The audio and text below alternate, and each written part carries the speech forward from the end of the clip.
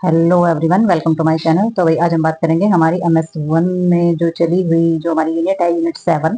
तो उसकी next disease की, तो नेक्स्ट डिजीज में हमारी आ जाती है ग्लोसाइटिस। ठीक है, तो ग्लोसाइटिस के अंदर हम पढ़ेंगे। सबसे पहले इन्होंने डेफिनेशन दी है, glossitis in inflammation of tongue. तो हमारी जो ग्लोसाइटिस जो हमारी कंडीशन है वो हमारे टंग की इन्फ्लेमेशन है, यानी कि जीभ के अंदर जो इन्फ्लेमेशन हो जाती है वहां। तो ये हमारी कंडीशन है, cause of the tongue is swell in size, change in color, and develop a smooth appearance on the surface। तो इन्होंने बताया कि ये जो कंडीशन होती है इसमें क्या कारण रहता है, इसमें जो जीभ होती है उसके ऊपर सूजन आ जाती है और जीभ का जो साइज होता है वो भी चेंज हो जाता है, जीभ का कलर चेंज हो जाता है और उसका जो अपीयरेंस होती है वो भी डेवलप हो जाती है। सतह जो है वो सरफेस जो होता है वो बहुत ही ज्यादा स्मूथ और चिकना हो जाता है। तो ये हमारी जो चीजें रहती है कि हमारी ग्लोसाइटिस जो कंडीशन होती है हमारे जीभ की उसके अंदर रहती है। तो इसमें कारण क्या क्या होते हैं हमारे, तो इसमें सबसे पहला जो रीजन होता है वो होता है हमारा आयरन डेफिशिएंसी, यानी कि आयरन की कमी हो जाना, विटामिन बी डेफिशिएंसी हो जाना। विटामिन बी अगर आपकी बॉडी के अंदर कम है, जास्ट इन्फेक्शन यानी कि फंगल इन्फेक्शन जो हमारे होते हैं, माइक्रोब की वजह से जो इन्फेक्शन हो जाते हैं माउथ के अंदर, infection due to the bacteria जो होते हैं हमारे, बैक्टीरिया और जो वायरस होते हैं जैसे हेर्पेस सिम्प्लेक्स बोला जाता है, उन इन्फेक्शन के कारण ये चीजें हो सकती हैं। एलर्जिक रिएक्शन हो सकता है, टूथपेस्ट अगर आपने ऐसा इस्तेमाल किया, माउथ वॉश इस्तेमाल किया, माउथ फ्रेशनर इस्तेमाल किया, कैंडी वगैरह खाई या प्लास्टिक की कोई चीज की वजह से, या फिर डेंचर डेंचर होते हैं जो हमारे इंस्ट्रूमेंट जो हमारे दांतों के शेप वगैरह को ठीक करने के लिए जो हमारे इंस्ट्रूमेंट यूज होते हैं। तो ये जो सारी की सारी चीजें होती हैं ये क्या करती हैं, ये जीभ को किसी भी प्रकार की इंजरीज पहुंचा सकती है और इंजरीज की वजह से वहां पर इन्फेक्शन हो सकता है जिसको हम ग्लोसाइटिस बोल सकते हैं। और इसमें जो हमारे होते हैं, ड्राई हो जाता है mouth, lack of the saliva secretion. ठीक है, सलाइवा का सेक्रेशन अगर नहीं हो रहा तो माउथ में बहुत ज्यादा ड्राइनेस हो जाने के कारण भी हमारी जीभ में प्रॉब्लम हो सकती है, टंग के अंदर। और इसमें इंजरीज हो जाती है, बर्न हो जाती है, जल सकती है, जैसे हम कुछ गर्म खाते पीते हैं उसकी वजह से कठोर हो सकती है। ठीक है, जो टीथ यानी दांत के नीचे आकर के जैसे कट जाती है, तो ऐसा भी हो सकता है। और इसमें हमारा तम्बाकू यूज करने से, अल्कोहल यूज करने से, गर्म खाना खाने से या फिर मसालेदार चीजें खाने से भी ये रीजन रहता है हमारा ग्लोसाइटिस का। तो आगे हम इसमें देखते हैं क्लिनिकल मैनिफेस्टेशंस के अंदर क्या दिया है। क्लिनिकल मैनिफेस्टेशंस में इन्होंने बताया difficulty of the chewing gum swell and speaking. तो आपने सबसे पहले इसमें जो क्लिनिकल मैनिफेस्टेशन जब आप चेक करेंगे तो ये चीजें आपने ध्यान देनी है, ये चीजें आप जरूर चेक करेंगे। तो इसमें सबसे पहली जो है हमारी खाना चबाने में, खाने को निगलने में और बोलने में अगर दिक्कत आ रही है, और आपने टंग्स के ऊपर किसी प्रकार के टेंडेंसी या फिर छाले वगैरह देखे हैं, और एनीमिया की वजह से अगर जीभ का रंग पीला पड़ गया है और हमारी जो टंग्स है उसके ऊपर सूजन आ गई है और कलर चेंज हो गया है अगर टंग का, और विटामिन बी की कमी के कारण रेड जो है हमारा कलर हो गया है।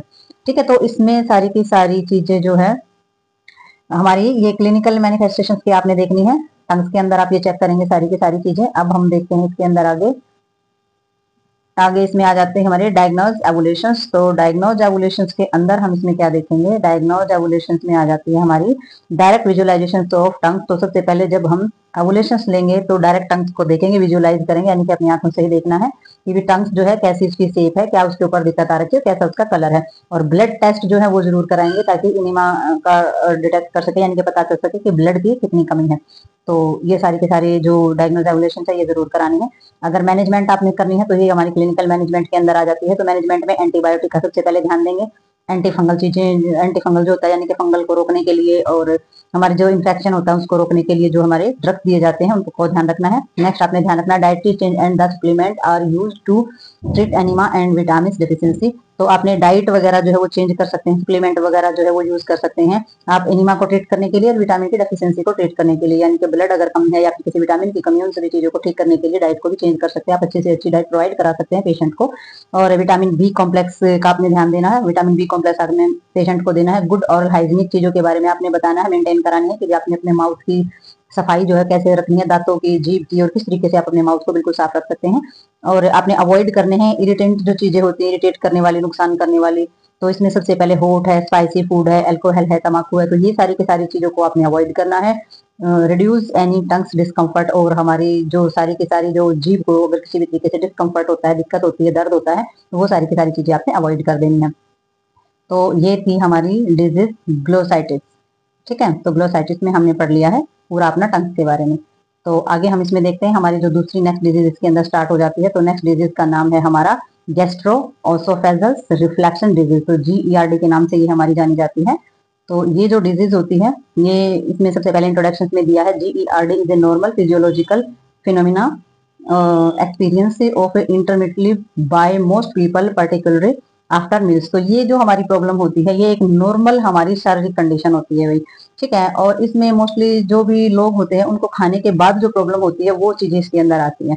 तो ये हमारा एक नॉर्मल कंडीशन है, वैसे तो शारीरिक कंडीशन ही है, लेकिन इसमें आगे डेफिनेशन में इसमें खोल के बताया GERD occur when of the amount of gastric juice that reflection into the oesophagus accepted in the normal limit causes symptoms with and without associate oesophagus mucosal injury. तो इन्होंने बताया है जीईआरडी की जो प्रॉब्लम होती है वो अमाउंट ऑफ गैस्ट्रिक जूस, तो हमारा जितना भी गैस्ट्रिक जूस था अगर वो हमारे ओसोफेगस के अंदर इकट्ठा हो जाता है, लिमिट से ज्यादा इकट्ठा हो जाता है, लिमिट से ज्यादा हो जाता है, तो हमारी ये कंडीशन हो जाती है गैस्ट्रो एसोफेगस रिफ्लेक्शन हम जिसको बोलते हैं। और इसके जो कारण होते हैं, जो सिम्टम्स होते हैं, वो हमारे जो होते हैं वो विद और विदाउट भी दिखाए जा सकते हैं, यानी कि जितने भी हमारे इसके सिम्टम्स होते हैं ये हमारे जो म्यूकोसिस इंजरीज होती है उसके साथ भी हो सकते हैं, और उसके अगर वो साथ नहीं है तो भी हो सकते हैं, यानी कि इंजरीज विद इंजरीज भी हो सकते हैं, विदाउट इंजरीज भी सिम्टम्स जो है इसके हो सकते हैं। तो नेक्स्ट इन्होंने डेफिनेशंस बताई है इसकी। तो डेफिनेशंस के अंदर जो हमारी चीजें हैं, डेफिनेशन में इन्होंने बताया कॉरोनिक कंडीशन है ये हमारी, तो इसमें लिक्विड कंटेंट जो होता है यानी कि जो HCl होता है हमारे स्टमक के अंदर पाए जाने वाला, वो रिफ्लेक्ट कर जाता है बैकअप इनटू द ओसोफेगस। तो हमारी जो खाने की नली होती है उसमें हमारे स्टमक में से जो HCl होता है वो हमारा ऊपर की तरफ जो बैक फ्लो है वो कर जाता है। और man inflame of the oesophagus lining, तो हमारी ओसोफेगस की जो लाइनिंग होती है हमारी खाने की नली की, वो कहीं ना कहीं डिस्टर्ब हो जाती है, उसमें इन्फ्लेमेशन हो जाती है। तो ये जो कंडीशन होती है ये हमारी गैस्ट्रोएसोफेगल रिफ्लेक्शन डिजीज बोली जाती है। ठीक है, तो इसमें साफ सी बात है कि भाई जो हमारी जो कोरोनिक कंडीशन ये हमारी होती है, और इसमें जो HCl गैस्ट्रिक जूस पाया जाता है हमारे स्टमक के अंदर, तो वो बहुत ज्यादा बढ़ने के कारण हमारी एसोफेगस यानी कि खाने की नली में चला जाता है, और खाने की नली की जो लाइनिंग होती है, अंदर की जो लेयर होती है, उनके अंदर इन्फ्लेमेटरी हो जाती है। तो उस कंडीशन को हम बोलते हैं GERD। ठीक है, तो आगे हम देखेंगे इसके बारे में कैसी कंडीशन होती है ये। तो भाई ये है हमारे स्टमक की कंडीशन, जो कि एक तो हेल्दी कंडीशन है और एक है हमारी GERD की। तो इसमें देखेंगे हम कि ये हमारा जो स्टमक है ये हमारा हेल्दी है, ये स्टमक जो है वो ये जो कंडीशन है ये GERD की है। तो इसमें हमने देखना है कि यहाँ पर हमारे स्फिंक्टर क्लोज है, तो स्फिंक्टर टिश्यूज हमारे स्फिंक्टर टिश्यूज मसल्स हमारे होते हैं, तो इनकी जो स्फिंक्टर मसल टिश्यूज होते हैं उनके अंदर कैरेक्टरिस्टिक होती है कि भाई वो जहाँ पर भी प्रेशर पड़ता है तो अपने आप जो है खुल जाते हैं, और जब वहां पर प्रेशर नहीं होता तो अपने आप बंद हो जाते हैं। तो इसलिए यहाँ पर जब फ्लूइड इकट्ठा होता है, जब HCl यानी कि हाइड्रोक्लोरिक एसिड जब स्टमक के अंदर ज्यादा इकट्ठा हो जाता है, तो वो हमारा ओसोफेगस में जाने के लिए रेडी होता है। तो यहाँ पर अगर स्पेंसर हमारे क्लोज है तो वो ऊपर नहीं जाने देंगे उसको, लेकिन यहाँ जो कंडीशन होती है यहाँ पर हमारे स्पेंसर जो है ये ओपन हो चुके हैं, तो यहाँ पर जितना ज्यादा प्रेशर पड़ेगा उतने ज्यादा प्रेशर के साथ हमारा HCl जो है वो ओसोफेगस के अंदर चला जाएगा, और ओसोफेगस के अंदर जाकर के ओसोफेगस में पाई जाने वाली जो लेयर होती है उनको इंफेक्टेड करेगा और वहां पर इन्फ्लेमेशन करेगा। तो ये हमारी कंडीशन होती है। तो इसका मेन रीजन हमारा क्या हुआ? मेन रीजन हुआ कि जो हमारे स्पिंस्टर्स होते हैं उनकी क्लोजिंग और ओपनिंग के कारण ऐसा होता है, और HCl के बढ़ जाने के कारण। तो दोनों ही रीजन हमारे मेन हो जाते हैं GERD कंडीशन के। तो आगे हम इसके कारण कोज देखेंगे। तो कोज में इन्होंने बताया है, कोज में आ जाती है हमारी चीजें कि भाई सबसे पहला जो कारण है हमारा, पहले कारण में इन्होंने दिया है smoking, smoking reduce LES pressure and cause reflection. तो सबसे पहले हमारा स्मोकिंग होता है, स्मोकिंग के कारण हमारा जो प्रेशर होता है वो हमारा रिफ्लेक्शन का कारण बनता है LES का। तो LES की फुल फॉर्म होती है लोअर एसोफेजल स्फिंक्टर। तो आपने देख लिया है कि जो हमारे जो स्फिंक्टर्स होते हैं, लोअर एसोफेजल जो स्फिंक्टर्स होते हैं, वो अगर अब नॉर्मल हो जाते हैं, वो अच्छे से कंट्रक्शन नहीं करते हैं, क्लोजिंग नहीं करते हैं, तो इस तरीके की कंडीशन हो जाती है। तो इसमें क्या डिक्रीज होगा? डिक्रीज होगा इसमें एसिड क्लियर जो होते हैं resulting in the impaired of the paralysis of the abnormal saliva production. तो अब ज्यादा मात्रा में स्लाइवा का प्रोडक्शन होने के कारण हमारा जो एसिड होता है, एसिड की जो क्लियरनेस होती है, वो भी हमारी किस चीज का रिजल्ट होती है? ये भी हमारा क्या किस चीज का कारण बनता है? GERD का ही कारण बनता है, यानी कि स्लाइवा का ज्यादा अबनॉर्मल प्रोडक्शन जब होना स्टार्ट हो जाता है तो इसमें क्लियरनेस जो है वो डिस्क्रीज हो जाती है। तो इसमें हमारा इंक्रीज हो जाता है, एब्डोमिनल प्रेशर जो है वो बहुत ज्यादा बढ़ जाएगा, और इसमें हमारा गैस्ट्रिक एम्पेटिंग जो है वो डायलेट होना स्टार्ट हो जाएगा, फूलना स्टार्ट हो जाएगा, और इसमें हमारा हियटस जो हिरनिया होता है उसका होना स्टार्ट हो जाएगा। अब नॉर्मल लोअर जो एसोफेजिस जो थे वो अब नॉर्मल हो जाएंगे, और हाइपर सेक्रेशन हो जाएगा हमारे HCl का। ठीक है, तो जब ये चीजें होती हैं तो ये हमारा कारण बनती है GERD की, यानी कि हाइपरटेंशन ऑफ एसिड का मतलब हो जाता है HCl का मतलब यहाँ पर हो जाता है हाइड्रोक्लोरिक एसिड। ठीक है, तो हाइपर सेक्रेशन बोला है एसिड का, तो एसिड का बहुत ज्यादा मात्रा में सेक्रेशन यानी कि हाइपर सेक्रेशन बोला जाता है। HCl का जब हाइपर सेक्रेशन होता है, फूड, कॉफी और अल्कोहल अगर हम ज्यादा लेते हैं तो भी हमारे ये एसिडिक चीजें होने स्टार्ट हो जाती है। HCl का जो सेक्रेशन होता है वो ज्यादा मात्रा में बढ़ जाता है। अब इसमें क्लिनिकल मैनिफेस्टेशन में देखेंगे, इसमें चेस्ट पेन होना स्टार्ट हो जाता है, हार्ट बर्न होना स्टार्ट हो जाता है, जैसे कि रेस्टोरेंट बर्निंग सेंसेशन बोला जाता है। इसमें रेवोल्यूशन हो जाता है, यानी कि एफर्टलेस रिटर्न हो जाता है गैस्ट्रिक कंटेंट का, यानी कि पेट में हमारे स्टमक एरिया में जो भी कुछ खाना पीना जो भी कुछ पड़ा हुआ है उसमें एफर्ट लगाने की जरूरत नहीं होती, उल्टियां आराम से मतलब ऐसे ही मुंह से सारा का सारा खाना बाहर आना स्टार्ट हो जाता है, जिसमें साइरेंस यानी कि किसी प्रकार का मन भी नहीं मिचलेगा उसमें, और एब्डोमिनल कंट्रैक्शंस जो है वो होकर के अपने आप ही मुंह से उल्टियां बाहर आनी स्टार्ट हो जाती है, यानी कि जो भी कंटेंट हमारा गैस्ट्रिक के अंदर पड़ा है वो सारा का सारा वापस आना स्टार्ट हो जाता है। अब डायग्नोसिस जो हमारा एवोल्यूशन है उसमें हमारा सबसे पहले हमारा हिस्ट्री कलेक्शन लेना बहुत ज्यादा जरूरी है। हिस्ट्री कलेक्शन में हमें पता लगेगा कि भाई क्या खाया था, क्या नहीं खाया था, किस वजह से हमारी ये सब कंडीशन हो रही है। ठीक है, तो स्टमक में HCl बढ़ने का रीजन क्या हो सकता है। तो नेक्स्ट इसमें 24 आवर पीएच मॉनिटरिंग करता रहना कि पीएच लेवल कम है या ज्यादा है। और नेक्स्ट हमारी इसमें होती है एसोफेगोगैस्ट्रो डिओडिनम स्कोपीज। तो इसमें हमारी सारी आ गई एसोफेगस की, गैस्ट्रो की और डिओडिनम की स्कोपी करानी, यानी कि इन तीनों चीजों की जांच करानी कि यहाँ पर किसी चीज की इन्फेक्शन और इन्फ्लेमेटरी तो नहीं है जिसकी वजह से हमारी ये कंडीशन हो गई है। ठीक है, नेक्स्ट इसमें हमारे जो मैनेजमेंट है, मेडिकल मैनेजमेंट के अंदर हम देखेंगे H2 ब्लॉकर्स लेने हैं। ठीक है, एंटासिड लेने हैं, एंटासिड यानी कि एसिड को कम करने वाले जो होते हैं, प्रोटॉन पंप और इनहेबिटर्स लेने हैं। ठीक है, तो ये सारे के सारे हमारे ड्रग्स होते हैं और ड्रग्स लिए जाते हैं हमारी कंडीशन को ठीक करने के लिए। तो नेक्स्ट हमारी इसमें आ जाती है नर्सिंग मैनेजमेंट। अब नर्स ने क्या क्या मैनेजमेंट करनी है, नर्स चीजों को कैसे सुधारेगी, क्या क्या एडवाइस देगी पेशेंट को, वो देखते हैं।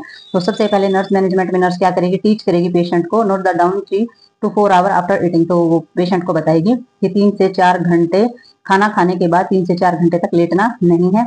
और head of bed should be the raise 6 to 8 inch, और 6 से 8 इंच जो है अपना हेड बेड का जो किनारा होता है वो ऊपर करके रखना है सर को। और एडवाइस देगी अवॉइड करना आपने garlic, onion, peppermints, fatty foods, chocolates, coffee और स्ट्रिक्ट जो हमारे जूस होते हैं, कोलास, टमाटोज प्रोडक्ट, तो सारे के सारे प्रोडक्ट आपने अवॉइड करने। अगर आपका एसिड बढ़ रहा है तो आपने कोई भी जैसे कि लहसुन है, प्याज है, पुदीना है या फैट की कोई भी चीजें हैं, चॉकलेट, कॉफी, आपको पता है खट्टे जूस वगैरह, जो भी कोई चीजें, टमाटोज वगैरह, ये सारी की सारी चीजें खाने में कम कर देनी है अगर आपको इस तरीके की प्रॉब्लम है तो। और आपने अवॉइड करना टेक अल्कोहल एंड स्मोकिंग। तो स्मोकिंग और शराब पीना आपने बिल्कुल अवॉइड कर देना है। आपने ओवर ईटिंग अवॉइड करनी है, बिल्कुल ही कम से कम खाना खाना है, ज्यादा नहीं खाना है। न should be teach patient about prescribe medication से adviser effect of man of the notify of the health care provider. तो आप नर्स जो होती है उसको टीच करना चाहिए, पेशेंट को सिखाना चाहिए उसको जो मेडिकेशन जो दी जाती हैं, उसके जो प्रिस्क्राइब की गई है उसको मेडिकेशन जो दवाइयाँ उसको दी जा रही हैं और उनके जो इफेक्ट्स होते हैं वो सारे के सारे बताने हैं। और हेल्थ केयर प्रोवाइडर जो है वो उसको सारी की सारी नोटिफाई करानी। तो आपने बताना है कि आपको जो भी जिस भी तरीके की जो भी प्रॉब्लम है वो आप हमें जरूर बताएं। तो ये सारी की सारी चीजें जो होती हैं पेशेंट को बताई जाती हैं, पेशेंट को सिखाई जाती है नर्स के द्वारा। और नर्स को क्या एडवाइस कराना है, पेशेंट को बताना है sit and stand when the taking and solid medication, pills, capsule and need to follow drugs with the latest 100 ml of liquid. तो नर्स को चाहिए कि वो एडवाइस दे पेशेंट को उसके खड़े होने और बैठने और जो दवाई लेने से संबंधित, जैसे कि किसी प्रकार के कैप्सूल या किसी भी तरीके की वो दवाइयाँ ले रही है तो उसको कैसे लेना है, उठने और बैठने के बारे में बताना है। और बताना है अगर वो किसी तरीके के ड्रग्स होते ले रही है तो उसमें उसको 100 ml पानी लेना, यानी कि लिक्विड लेना या किसी तरीके का फ्लूइड आप ले रहे हैं वो लेना बहुत ज्यादा जरूरी होता है। तो ये सारी की सारी भी एडवाइस आपने पेशेंट को देनी है। और नर्स को चाहिए कि इंक्रीज वेट रिडिकेशन प्रोग्राम। तो जो वजन को कम करने का जो चीजें होती हैं उसके लिए पेशेंट को आपने जरूर इंक्रीज करना है। इफ पेशेंट ओवर वेट, अगर पेशेंट का वजन बहुत ज्यादा है तो ही उसको इस चीज के लिए आप इंक्रीज करेंगे। इंकरेज करने का मतलब ये होता है कि आप मोटिवेट करेंगे कि आपको वजन कम करना है। अगर आप वजन कम करते हैं तो 50% प्रॉब्लम आपकी वहीं पे खत्म हो जाती है। तो इसमें डिक्रीज इंट्रा एब्डोमिनल प्रेशर, तो हमारा जो एब्डोमिनल प्रेशर होता है वो भी कम हो जाता है। तो आपको वेट कम करना है। अगर पेशेंट ओवर वेट है तो आप उसको इंकरेज कर सकती हैं, पेशेंट को बता सकती हैं, सिखा सकती हैं कि वेट कैसे कम करना है। तो ये थी हमारी डिजीज। तो ये डिजीज जो है हमारी यहाँ पर खत्म होती है। तो मिलते हैं नेक्स्ट वीडियो में नेक्स्ट डिजीज के साथ, तब तक के लिए बाय बाय।